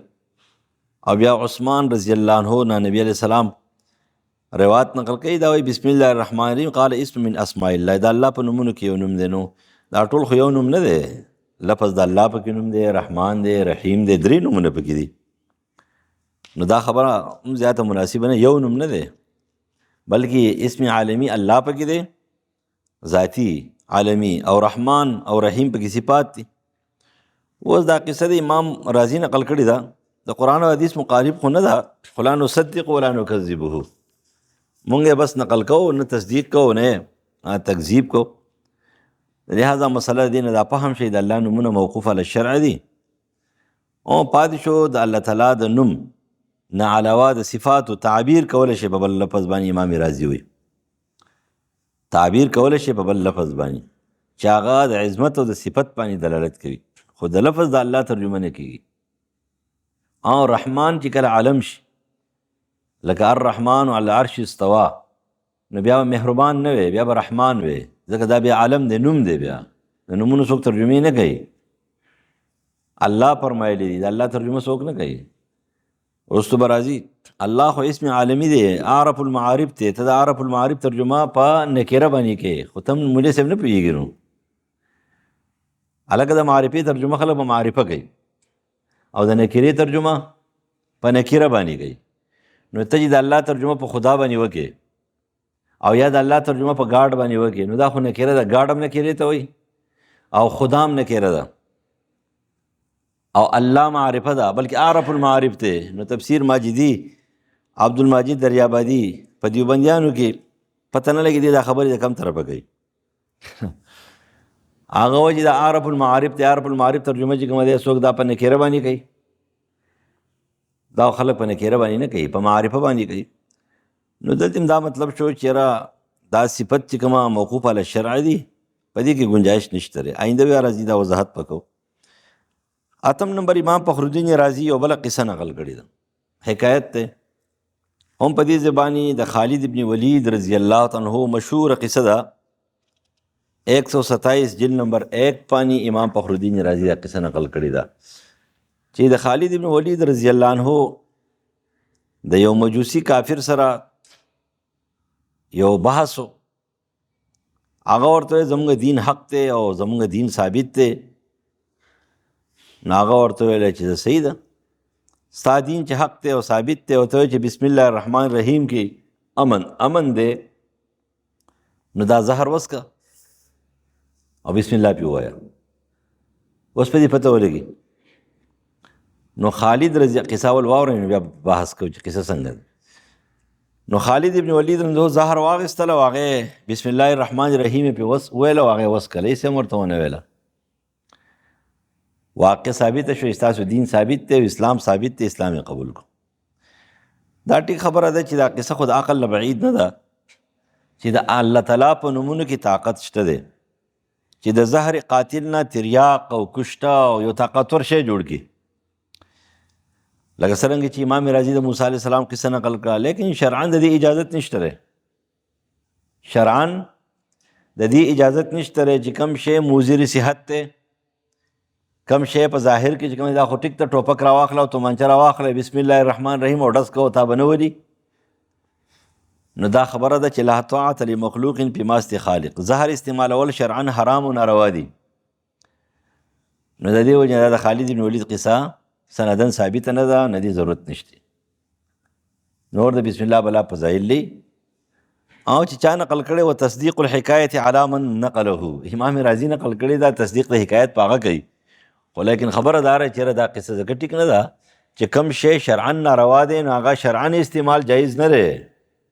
که ته به ټول قرآن وی او که ټوله بسم الله پې ووی خو دا ستا لپاره ناروا دی، نه به استعمالې. نو طاعت بیا د مخلوق په نه کې په معصیت کې چې دلته حکم راغلی دی چې مضر اشیا به نه استعمالې. نو دا خبره. پنځم مسله د بسم الله متعلق چې قرات تو په ابتدا د بسم الله الرحمن الرحیم چې حکم راغلی دی که نه چې بسم الله الرحمن الرحیم دا په ابتدا کې د هر کار وایي. نو د اسلام اصل کې انسان ته تهذیب ښیي، تهذیب زندگی، او د هغې قاعده هم دا چې هر کار ابتدا به د الله د نوم نه کوي. دا مهذب انسان کار دی. امام ابوبکر جساس الرازی او حافظ ابن کثیر نقل کوي چې په قرآن کریم کې بسم الله الرحمن الرحیم د لوستلو حکم دی د قرات نه د مخکې. دا د مهذب مسلک او د مهذب انسانانو طریقه کار دی چې دی به هر کار د بسم الله نه شروع کوي چې کوم د سړیتوب کاري. قرآن کې الله فرمایي که اقرأ بسم ربک الذی خلق، تلاوت هم چې کوې نو بسم الله ووایه. سورة علق یا سورة اعلی کې الله فرمایي آیت نمبر 14-15 کې قد افلح من تزکا وذکر اسم ربه فصلی. سورة مزمل آیت نمبر 8 واذکر اسم ربک وتبتل الیہ تبتیلا. امام رازی ابن کثیر علماء نقل کوي چې اسلام تهذیب انسان ته ښیي او د مهذب انسان طریقه کار دا دی چې د هر خیر کار چې شروع کوي ابتدا به په بسم الله باندې شروع کوي. دویمه مسله هغه دا چې دا بسم الله د قرآن مجید جز دی او که نه. نو په دې کې د چا اختلاف نشته دی چې بسم الله الرحمن الرحیم د قرآن کریم مکمل آیات خو نه دی، خو د سورة نمل آیت نمبر 30 د هغې یو حصه ده. علامه مسعودي د حارث عقیلي نه نقل کوي چې نبی صلی الله علیه وسلم په اول لیکلو کې کتابانو کومه خطونه به لیکل که نه هرقل ته او بلته نو په هغې کې چې دی نو بسمک اللهم لیکو. خو چې کله سورة نمل نازل شو نو د سورة نمل د نزول نه بعد بیا بسم الله الرحمن الرحیم لیکو، بسمک اللهم یې پرېښودلو. نو معلومه دا شوه چې دا د قرآن د یو آیت حصه ده. دا حدیث ابو داود جساس قرطبي ابن کثیر نقل کړی دی. په دې کې د چا څه اختلاف چې کوم دی دا نشته دی. لیکن دا خبره چې رسول الله په مکه کې بسمک اللهم لیکو نو دا بسمک اللهم والا حدیث خو کمزور دی، ځکه چې نبی علیہ السلام مدینه کې بسم الله الرحمن الرحیم لیکلی دی او دا بسمک اللهم خو چې دی نه لیکو، ځکه په صلح حدیبیه کې چې کله نبی علیہ السلام بسم الله الرحمن الرحیم ولیکو نو سهیل ورسره نه منو که نه. نو سهیل چې ورسره نه منو دغه دا معلومیږي چې دا د مکی دور قصه نه ده، د مدني دور قصه ده، نو بیا خو دغه نه کېږي.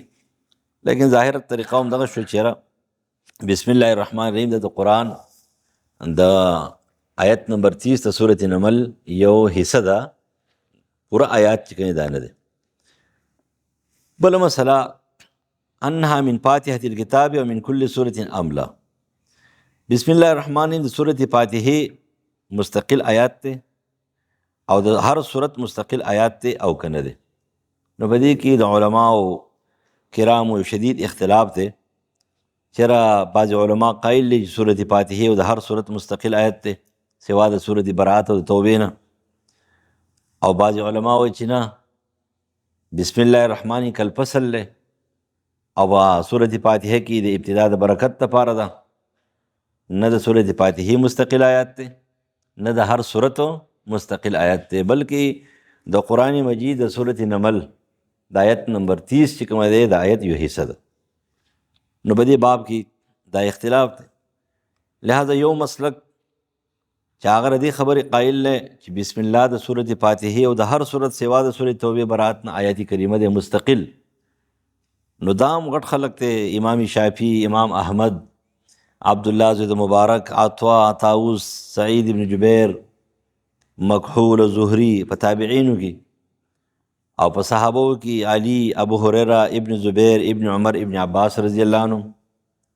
دا غوی مسلک دار چې بسم الله دا د سورۃ فاتحه آیت ته او بسم الله د هر سورت آیت ته سوا د سورۃ براءت نه. ته چې دلایل ورڅ دي، نو په دلایلو کې یو حدیث ته امام دارقطنی نقل کړی دی 312 جلد 1 باندې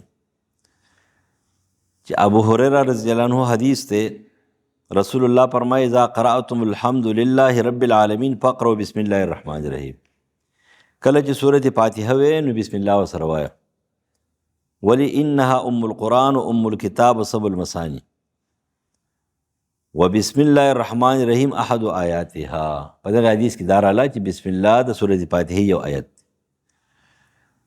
اوس دا حدیث امام جساس قرطبي او امام دارقطنی نقل کړی دی او دا حدیث مرفوع دی. دا مرفوع کړی دی عبدالحمید زید جعفر. عبدالحمید زید جعفر په باره کې امام احمد او یحیی زید سعید، یحیی زید معین هغه د دې توثیق کوي چې دا راوی مضبوط دی، او امام ابو حاتم سفیان ثوری هغه دا کمزور دی. او بیا حافظ ابن حجر وایي چې قال ابو بکر ثم لقيت نوح فحدثني به عن سعید المقبري موقوفا. چې ابو بکر وایي زه بیا دغه سره میلاو شوم د نوح سره، نو هغه ویل چې دا حدیث موقوف ته مرفوع نه دی، دا د ابو هریره رضی الله عنه قول دی. لہذا دارقطنی دی حدیث ضعیف ہوئی او علت هم دغه بیان کړی دی. ثم لقیتو ندی حدیث نه استدلال کمزور دی، ځکه چې قرآنیت کمزوري حدیث نه ثابتېږي. خبره پوه شئ؟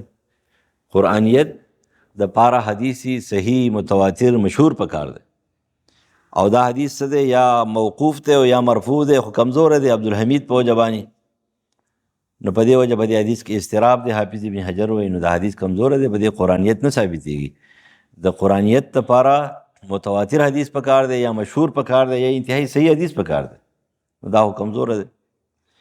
ته چې بل حدیث هم موجود دی دویم، دا خو صحیح دی، صحیح مسلم نقل کړی دی 400 نمبر حدیث دی د انس ابن مالک رضی الله عنه نه.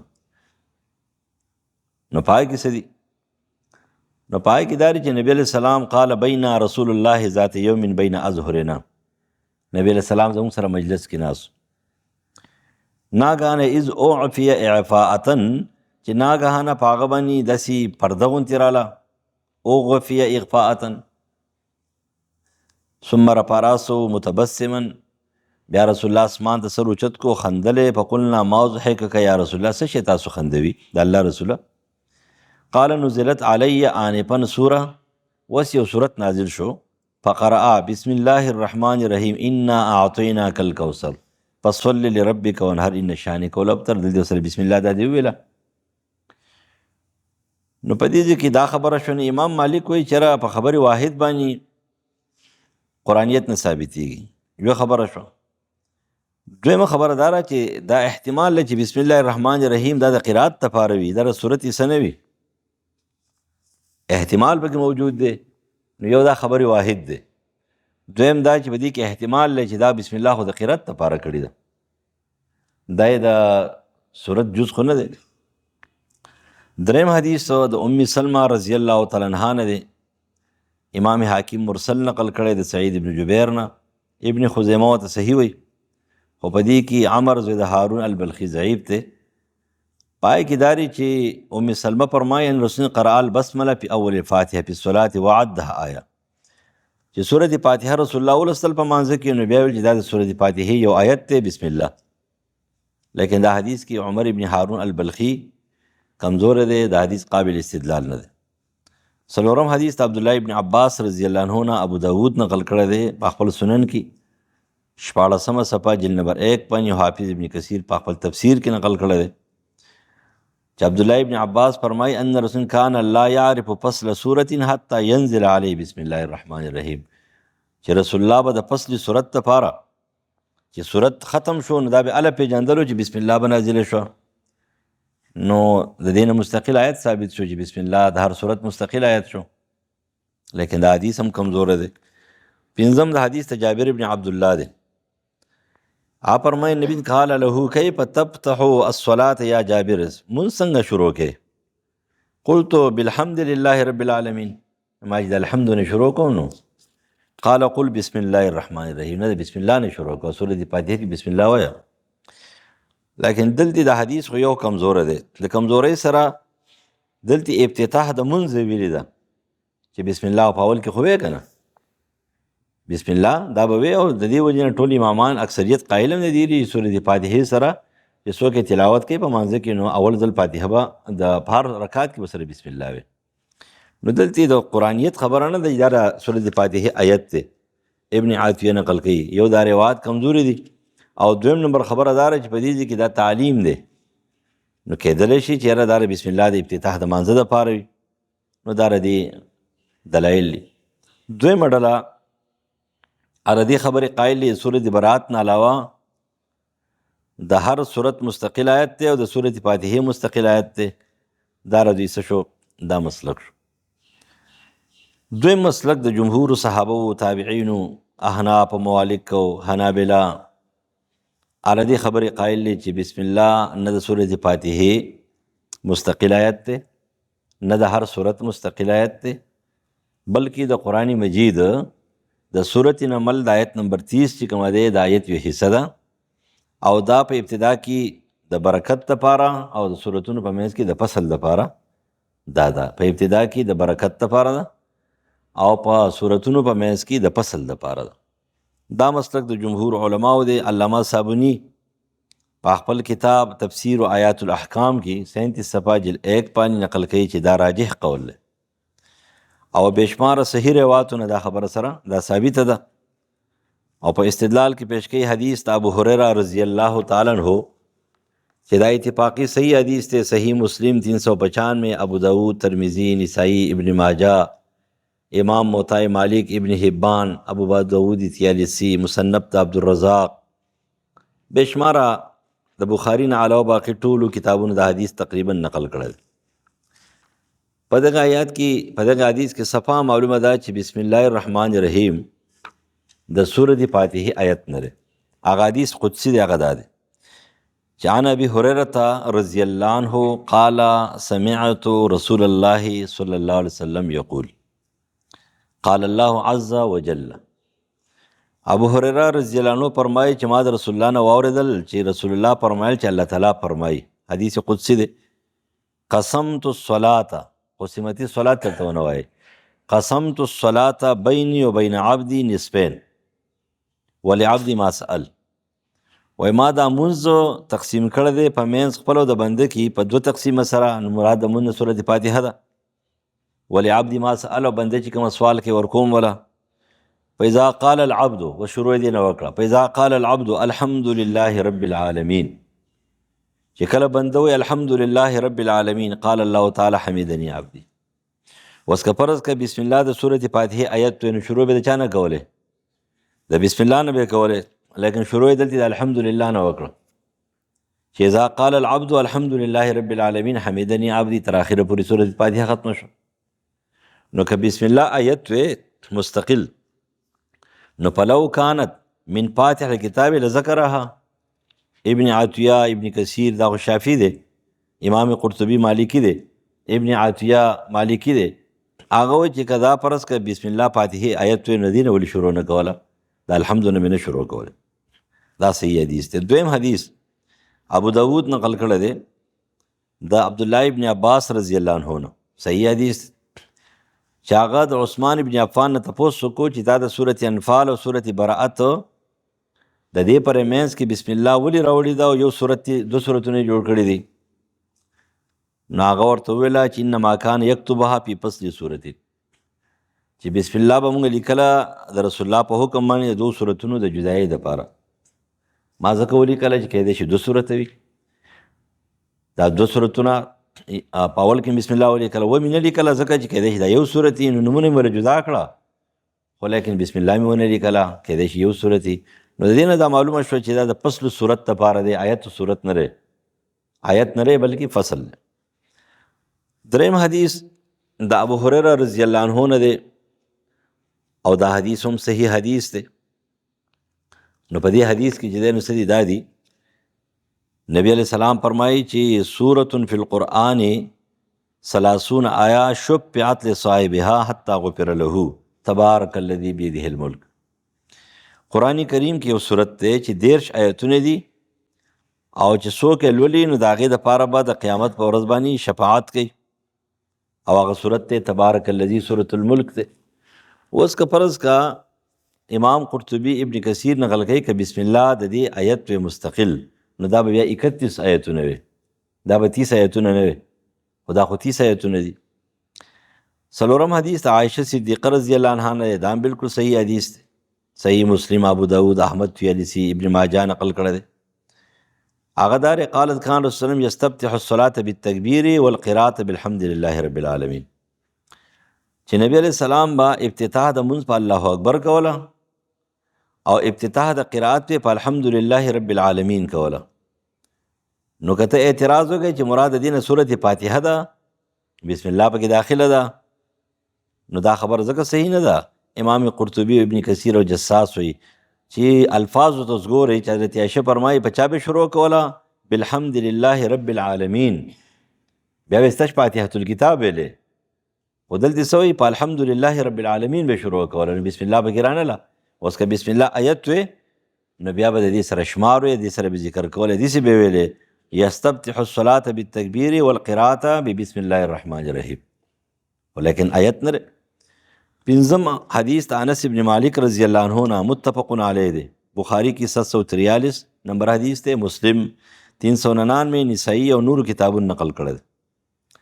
انس ابن مالک فرمایي چې ما د رسول الله نه وروسته مونځ کړی دی، صلیت خلف نبی الله و ابي بکر و عمر رضی الله عنهم، چې زه د رسول الله نه وروسته په مانځه کې ولاړ یم، د ابوبکر او د عمر نه وروسته امامتي مې کړې ده.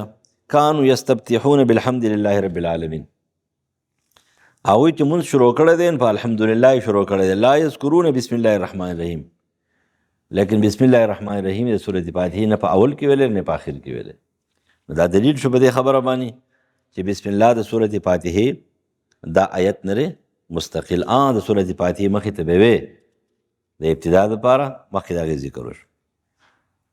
اوس مسله دا شوه بسم الله په مانځه کې حکم څه شو بیا؟ نو امام قرطبی او حافظ ابن کثیر نقل کوي چې جمهور علما ائمه ثلاثه وایي چې د اعوذ بالله نه بعد بسم الله قبل فاتحه الکتاب وي، دا جمهور علما مسلک دی. امام قرطبی، ابن کثیر، صابونی، جساس، زاد المسیر دا نقل کوي، الا امام مالک چې هغه نه دی قائل، خو لیکن په بشمارو روایتو باندې د جمهور علما مسلک ثابت او راجح دی چې مخکې د هغې تفصیل او آینده را روان دی.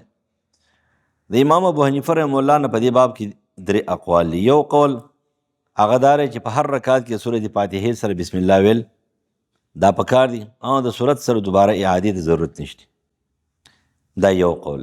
دویم قول دا دی چې په اول رکعت کې به لولې او په دویم کې باندې نور کې به نه وي، او دریم قول دا دی چې په هر رکعت کې د هر سورۃ فاتحه نه او د هر سورت نه مخکې دا لوستل بهتر دی. دا امام ابو حنیفه او د امام ابو یوسف مسلک ته یقرأ فی رکعت ولا یعید مع السوره، دی وایي چې په هر رکعت کې لوستل پکار دي او دوباره اعاده چې کومه دی ضروري نه ده. راجح قول هم دا دی چې د سورۃ فاتحه سره بسم الله ویل دا بهتر دی او دا راجح دی. که فرض که څوک یو ځل وایي اول کې بیا ونه وایي نو سجده سهوي وغیره دا پکې نشته دی، خو لیکن نور راجح قولدار چې ویل پکار دی. بله مسله 9 نمبر چېرې بسم الله دا په جهر وي او که دا په سر وي. نو مخکې نه دا معلومه شوه چې کوم خلک د دې قایل دی چې دا آیت شو که نه، نو په پټ مونځ کې به پټ وي، په ښکاره کې بیا ښکاره وي. نو لکه امام شافعي رحم الله مسلک هم دغه دی، یا په صحابو کې ابو هریره، ابن عمر، ابن عباس، د معاویه رضی الله عنه مسلک داري، ابن عبدالبر نقل کوي، امام بهقي نقل کوي د عمر او د علي رضی الله عنهم چېرې په جهري مونځ کې بسم الله په تیزه به وي او په سري مونځ کې به پټه وي. او ډېر تابعین چې کوم دی هم د دې خبرې قایل دي. حافظ ابن کثیر او علامه شوکاني نقل کړي دي، سعید ابن جبیر، عکرمه او ابو قلابه وغیره. او د هغې دپاره کوم دلایل پیش کړي دي، نو په هغه دلایلو کې یو حدیث دی د ابو هریره رضی الله عنه نه، نسائی، ابن ماجه، ابن حبان، ابن خزیمه نقل کړی، ابن ماجه نه، حاکم مستدرک کې دی، حاکم ورته صحیح وایي، دارقطني او خطیب نقل کړی دی، سند قوي دی، امام ذهبي ورسره اتفاق کړی دی چې ابو هریره به چې مونځ کولو نو به بسم الله په تیزه ویله. د مانځه نه فارغ شو نو بیا وویله چې ما انی لاشبهکم صلاة برسول الله، ما دا مونځ د رسول الله د مونځ سره مشابه. نو چې مشابه کو نو په دې کې خو بیا هر جز راغی، نو معلومه دا شوه چې بسم الله دا یې په جهر ویله. نو چې په جهر یې ویله نو سند سره دا جید دی، لیکن دا حدیث صراحتاً مرفوع نه دی، حکماً مرفوع دی. او چې کوم صراحتاً مرفوع دی نو په هغه کې بسم الله په جهر نشته. نو صراحتاً مرفوع چې د حکماً مرفوع سره په مقابله کې شي نو ترجیح به ورکې صراحتاً مرفوع ته، نو صراحتاً مرفوع راجح دی. دویم حدیث عبدالله ابن عباس نه ابو داود ترمذي نقل کړی دی، او ترمذي وایي سند واسناده بذاک لیس بذاک دی، دا مضبوط نه دی. نو په هغه کې هم دا دی چې رسول الله ابتدا د مونځ بسم الله الرحمن الرحیم سره وکړه. حدیث امام ترمذي ضعیف کړی دی، قرآنیت پې نه ثابتېږي. دریم حدیث هم د عبدالله ابن عباس نه دی، امام حاکم نقل کړی دی او هغه ورته صحیح وایي، بخاري ورته هم صحیح ویلی دی چې کان رسول یجهر بسم الله الرحمن الرحیم. نو په دې کې جهر ثابت دی، خو چې تعلیماً به چې فاتحې سره جهر شته دی، دا بسم الله شته دی، دا معنا به. څلورم نمبر د انس بن مالک نه دا روایت دی، صحیح بخاري نقل کړی، ابو داود، چې انه سئلان قرات النبي صلی الله علیه وسلم، نو فقال کان قراءة مد اذا قرأ بسم الله الرحمن الرحیم. نو دې حدیث کې صراحتاً جهر نه دی، خو ضمناً فهم کېږي چې رسول الله به تلاوت کولو، راښکودلی تلاوت پې کولو. نو د هغې مثال یې پیش کړو، لکه بسم الله الرحمن الرحیم، یمد بسم الله او یمد الرحمن. خو په دې کې د جهر خبره نه راځي، دې کې خو تعلیم دی او تلفظ طریقه ده.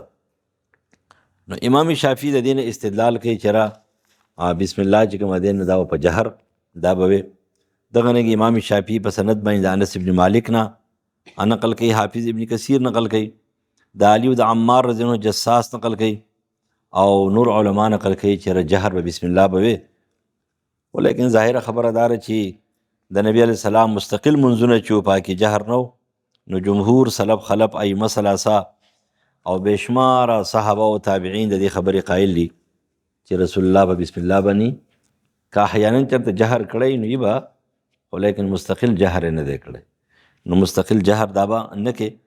او په روایتو کې د حضرت عایشې حدیث دی چې کان یستفتح الصلاة بالتکبیر والقراءة بالحمد لله رب العالمین. مخکې دا چې ووایو یا حدیث ته مغفل چې مخکې تیر شو. او دغه رنګې حماد نقل کوي د ابراهیم نخعي نه چې عمر فاروق په جهر نه کولو. انس ابن مالک، ابن مسعود، او بکر صدیق او د عمر نو اقوال جساس نقل کړي دي. دغه رنګې د مغیره د شعبه نه او جساس خو نقل کوي چې دا په چغه باندې بسم الله ویل دا خو فعل الاعراب دی، دا خبره کړې ده. نو په دې وجه باندې تمام روایتونه معلومه دا شوه چې خلفای راشدین او بشماره صحابه او بشماره تابعین نه دا ثابته ده چې بسم الله نبی علیہ السلام عادتاً دا په جهر نه ده کړي. که شاذ و نادر چرته ثابته یو حدیث دو کی نو هغه به یا تعلیمنی د تعلیم د پاره به د فاتحې نه مخکې بسم الله به وي. لیکن نور چې کومه روایت صحیح دي او مستقل منځونه دي نو په دې باندې اتفاق ته چېرې جهر نه دی کړی، لہذا بسم الله به پټوي. دې نه دا معلومه شوه چې بسم الله د سورۃ فاتحه آیت نه دی. بله مسله تمام ائمه په دې باندې متفق دي چې کله د علم کتاب لیکي، رسائل لیکي، نو د دې په اول سر کې به بسم الله الرحمن الرحیم دا به لیکې، رسائل لیکې یا خط لیکې یا بل څه لیکې، نو د هغې په اول سر کې به بسم الله الرحمن الرحیم دا لیکې. او د هغې دلیل دی چې کل امر ذی بال لا یبدأ فی بسم الله الرحمن الرحیم په واقع ته. لہذا دا حدیث چې کوم دی نو حافظ عبدالقادر الرحوی په 40 کې عن ابي هريره مرفوعا نقل کړی دی، او نور روایت چې کوم دی نو په دې باب کې دا موجود دي د بسم الله. نو لہذا د بسم الله چې کوم دی په اول ابتدا کې دا چې کوم دی نو دا به وې هم او دا به لیکې هم. بیا د بسم الله وجوهات چې په اول کې ول راجح دي، نو په دې باندې امام قرطبي چې ټول امت متفق دی چې که چېرته کتاب د علم وي، رساله وي، نکاحنامه وي، یا داسې د خیر کله کتاب دی نو پای کې لیکل په اول سر کې بسم الله دا پکار دی. یو لسم مسله دا چې اوس که ته اشعارو کتاب لیکې او پای کې داسې بېهوده اشعار هم دي، نو د دې په ابتدا کې بسم الله لیکل دا څنګه دي؟ نو امام شعبي او امام زهري خو نقل کوي چې د اشعارو په ابتدا کې بسم الله لیکل نه دي پکار. او سعید بن جبیر او اکثر متاخرین وی چې په دې کې څه ګناه ده، لیکل پکار دي. ابو بکر خطیب البغدادي هغه وی چې لیکل بهتر او مستحب دي. امام قرطبي احکام القرآن کې نقل کوي. لیکن د امام شعبي او د امام زهري دا مسلک ځکه غوره دی چې که اشعار فحش او غیر اسلامي وي، د اسلام توهین دی، نه بسم الله د سر نه مني، نه د هغه دپاره د بسم الله لیکلو څه ضرورت. په دې وجه باندې یو داسې کتابونو په اشعارو مخې ته دا لیکل نه ناروا دي، الا چې کومه کارونه امور مباحه دي، نو امور مباحه مخې ته بسم الله لیکل مباح دي، او د امور فرضیه مخې ته فرض دي. او چې کومه غیر شرعي کارونه دي قبیح، د هغې مخې ته چې کوم دی لیکل بسم الله نه دي پکار. 12 نمبر مسله چې په شریعت کې هر هغه پیل چې شرعاً مباح او جایز وي، نو ابتدا چې شروع لیکل خو ځکه شروع کې نو بسم الله په اول کې کول دا سری د سنت او مستحب دي. او چې کومه کارونه دا امور مباحه او امور مستحب دي یا واجب دي، ګناه نه ده. او د هغې مبارک قرآن کې الله فرمایي سورة انعام آیت نمبر 118 کې فرمایي که نه فکلوا مما ذکر اسم الله علیه ان کنتم بآیاته مؤمنین، چې کله زناور دي او هغه ذبح کې دا امور مباح دي، نو په دې کې بسم الله دا وایه.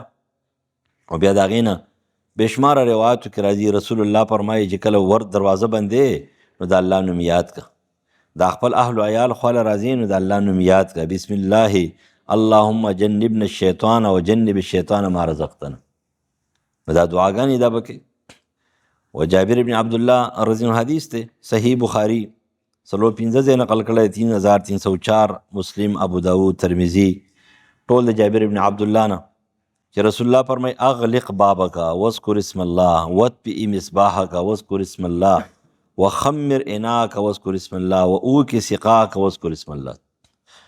و چې کله دروازه بندې د الله نوم یاد که، بندې که، ډیوه مړه کې بسم الله ووایه، او چې لوښې پټې بسم الله ووایه، او لوښې مشک تړی بسم الله ووایه. نو دې نه دا معلومه شوه چې په هر مباح کار کې شرعاً چې جایز وي د هغې په اول کې بسم الله وی. دویم حدیث عبدالله ابن عباس رضی الله عنه چې کومه مخکې دا ذکر کو چې خپل اهل و عیال ته راځي د کوروالي دپاره نو هم وایه بسم الله اللهم جنبنا الشیطان. دا حدیث ته صحیح حدیث ته بخاری، مسلم، سیاستو نقل کړی. عمر ابن ابي سلمہ داغه حدیث ته بخاری او مسلم کې اول ما د رسول الله سره خوراک کولو، ناقل دی په خپله دی، نو زما لاس چاپېره چورلېدل، بسم الله مې ونه کړه، په ګس لاس مې خوراک کو، نو ما ته په مختصره جمله باندې ویله یا غلامو، قال لی رسول یا غلامو سم الله وکل بیمینک وکل مما یلیک. سم الله د الله نوم یاد کړه، بسم الله وې نوم ټیک ته، او بسم الله الرحمن الرحیم نوم ټیک، خواته دي خوره مخې ته خوره او په ښی لاس خوره. څلورم حدیث د حذیفه زوی د یمان حدیث ته صحیح مسلم 2017، ابو داود، نسائی، نور علماء نقل کړی دی چې د شیطان یستحل الطعام ځان د پاره د انسانانو د طعام حلال ګڼي، لیکن چې کله به ته بسم الله ووې بس دی بیا منی شي، الا ان یذکر چې بسم الله یاد شي نو بس بیا دې څه شي د ده لپاره ممنوع شي. پنځم حدیث د علي بن ابي طالب رضی الله عنه دی د بسم الله زور چې وایي ستر ما بین الجن و عورات بني آدم اذا دخل الکنیف ان یقول بسم الله، چې قضای حاجت ته ځې ته بسم الله ووې نو د پیریانو نه به ته پرده کې شي او تا باندې به نظر بیا نه لګي، الله یې ړانده کړي. بس دا ترمذي 606 حدیث ته ابن ماجه نقل کړی د علي ابن ابي طالب رضی الله عنه نه. دیارلسمه مسله بسم الله الرحمن الرحیم کې چې کومه بسم الله ده نو په دې کې اصل کې خدا بسم الله دی، بسم الله الف ته پکې حمزه را پکې خدا الف په دې حذف کې د حمزه دا د کثرت استعمال په وجه باندې خطن حذف ته او لفظن چې کومه دی دا موجوده ده، خو لیکن د دې بعد کومه مخوکه چې دا به اوچته جوړې لمبایي به چې کومه د نورو حروف نه اوږده وي چې دا دلالت وکړي په حذفیت باندې د حمزې، نو دې کې به دا با نه دا به اوږده لیکې، دا به لنډه نه لیکې، دا د با دا کومه حرف چې دی دا به اوږد لیکې. ځکه چې قرآن کې اقرأ بسم ربک الذي خلق نو په دې وجه باندې ته به اقرأ بسم ربک الذي خلق بسم به نه وې، دا حمزه به ترې لرې کې، خو لیکن دا با به اوږده کې چې دا دلالت وکړي په چا باندې په حذفیت باندې. د کثرت استعمال په وجه باندې امام قرطبي احکام القرآن کې نقل کوي 137 جلد 1 باندې چې د بسم الله سره به با چې کومه دی نو سړي دا به اوږده لیکې. بل بسم الله الرحمن الرحیم دا با چې کومه دی نو دا د ابتدا دپاره ده، نو به بسم الله کې دا با چې کومه دی د ابتدا دپاره د شروع دپاره ده، او دا ظرف یا مکان دی، ظرف مکانی قرآن کې ظرف مکانی استعمال شوی دی، نو په دې وجه باندې دلته ابتدئو به مقدم وي او مقدر به وي. ابتدئو بسم الله الرحمن الرحیم یا اشرعو بسم الله الرحمن الرحیم، خدا مقدر دی، ورې ترجمه کې نشته ری، مقدر دی، مقدر په ترجمه کې به نه راولي. شروع کوم په نوم د الله دا به نه وي، دا تر کوم ځای کې نه وي. شروع کوم په نوم د الله نه، په نوم د الله چې بیا اندازې مهربان دی او زیات شروع دې سره ضمناً تړلې شوې ده. که ته خوراک کې نو ته څه وایې چې بسم الله الرحمن الرحیم وایې که نه، او بیا د خوراک په ضمن کې ترجمه راشي بیا به څنګه وایې؟ وایې خوراک شروع کوم په نوم د الله باندې، داسې وایې، داسې خو نه وایې که نه، د دې دا به ضمناً پټ مقدر موجود دی. نو چې ته کله وایې بسم الله الرحمن الرحیم نو په نوم د الله چې بیا اندازې مهربان او زیات مهربان دی، دا شروع ټکی د دې سره داسې لازم دی چې د دې بیان ته ضرورت نشته دی، دا به ضمناً موجود دی. نو دلته چې دی نو بسم الله کې دا بعد ابتدا دپاره شو، تبرک او استعانت دپاره شو، او شروع ابتدئو دا پکې پټ مقدر موجود دی. نو بسم الله الرحمن الرحیم په نوم د الله چې بیا اندازې مهربان او زیات مهربان.